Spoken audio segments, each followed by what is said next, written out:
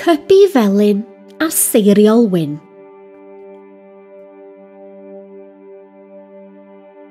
Roedd Sant Seiriol a Sant Cybi yn ffrindiau da, ac roedden nhw'n cyfarfod bob wythnos i siarad. Roedd Sant Cybi yn cerdded dros Ynys Môn o Gaergybi, ac roedd Sant Seiriol yn cerdded dros yr ynys o Benmon. Roedden nhw'n cyfarfod yn y canol, yn Llanerch y Medd.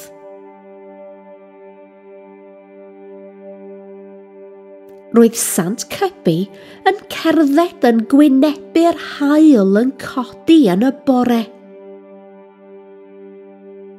Ac roedd o'n cerdded yn gwynebu'r haul yn machlud yn y prynhawn. Oherwydd hyn, ei enw oedd Cybi Felyn.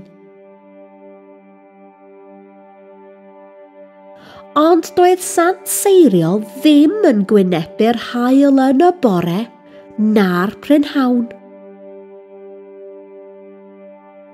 Oherwydd hyn, ei enw oedd Seiriol Wyn.